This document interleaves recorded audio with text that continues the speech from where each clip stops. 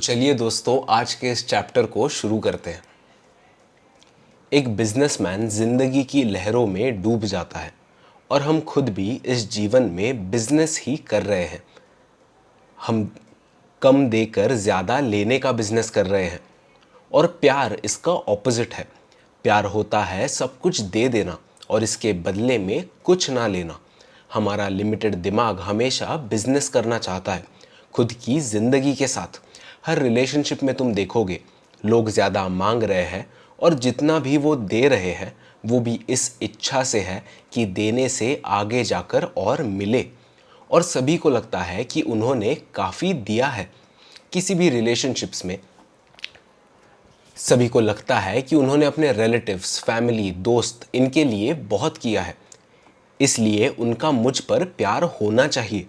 हम जीवन में जो भी करते हैं वो या तो प्यार, अटेंशन या और कुछ पाने के लिए होता है, और यही बिजनेस है, कोई चीज़ करना बदले में कुछ पाने के लिए। हम सभी बिजनेसमैन बने हुए हैं।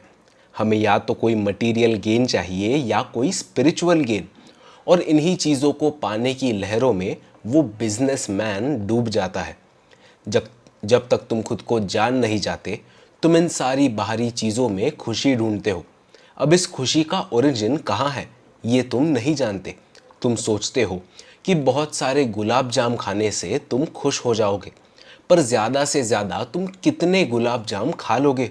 3, 4, 10, ज़्यादा से ज़्यादा कितने? कभी ना कभी इस पर रोक लग जाएगी। कितना खाना अच्छा है, पर तुम केवल इतना ही खा सकते हो। अगर वो ज़्यादा खाने लग जाओगे तो वही खाना जो तुम्हें आनंद दे रहा था वो आगे जाकर शारीरिक समस्याएं देगा। और ऐसा ही हमारी सारी इंद्रियों के बारे में है। आंखों का एग्जाम्पल लेते हैं। जब तुम किसी सुंदर चीज़ को देखते हो, उसके बाद क्या करते हो? उसे शायद हाथ लगाते हो। फिर उसके बाद क्या? शायद उस सुंदरता को शब्दों में लाने की कोशिश करते हो। फिर वो सुंदरता तो चली जाती है, बस उसकी एक दिमागी तस्वीर को हम दोहराते रहते हैं। सब कुछ जैसे तुम्हारे हाथों से छूट रहा है, पर फिर क्यों दिमाग को ये सब सुंदर लगता है? क्यों वो इन दिशाओं में खिंचा चला जाता है? तुम्हें ये सब इसलिए अट्रैक्ट करता है क्योंकि तुम खुद के होने को इग्नोर कर रहे हो, इस कॉन्शियसनेस को यानी परमात्मा को इग्नोर कर रहे हो। अगर तुम्हें किसी चीज़ से खुशी मिलती है तो वो खुशी उस बाहरी चीज़ से नहीं आ रही, वो तुम्हारे अंदर से उभर रही है। दोस्तों से मिलने वाला सुख दोस्तों से नहीं आता, वो असल में तुम्हारे अंदर से आता है।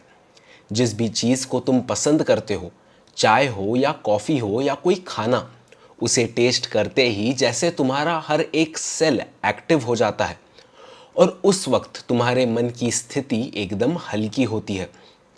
इससे कई गुना बेहतर अनुभव तुम्हें सुदर्शन क्रिया में मिलेगा, जहाँ सिर्फ तुम्हारी सांस के मदद से शरीर का हर एक सेल एक्टिव किया जाता है, और ये करना तुम्हारी बाकी चीज़ों से मिलने वाला आनंद भी काफ़ी बढ़ा देगा। खुद को जानकर तुम ये समझते हो कि मैं प्यार हूँ, मैं ही सारे प्यार का सोर्स हूँ, और उसके सामने खुशी एक ऐसी चीज़ लगती है जिसके बाहरी चीज़ों में होने का भ्रम हमने पाल रखा है। तुम्हें क्या लगता है खुशी क्या है? वो बस एक गहरी भावना है जो कि तुम्हारे अंदर से जाग रही है, और ध्यान से देखोगे तो समझोगे कि सारी भावनाएं केवल तुम्हारे ही अंदर से जाग रही है। समंदर के लहरों की तरह ये सारा यूनिवर्स मुझसे ही बना है। मैं एक लहर भी हूँ और पूरा समंदर भी। हर सुबह मैं मेरा सच याद करता हूँ कि मैं ही हूँ सबसे अद्भुत और शानदार। मैं खुद की इस इन्फिनाइट सेल्फ को सलाम करता हूँ जो कि रोशनी और प्यार से भरी हुई है। तुम्हारी हर सुबह खुद के इस सत्य को याद करने से शुरू करो, और ऐसा करके तुम ये पाओगे कि जीवन और ज़्यादा बेहतर हुआ है। तो दोस्तों, इसी के साथ अष्टावक्र गीता का हमारा ये चैप्टर एक अंत पर आता है। जल्द ही मिलेंगे इसके अगले चैप्टर के साथ।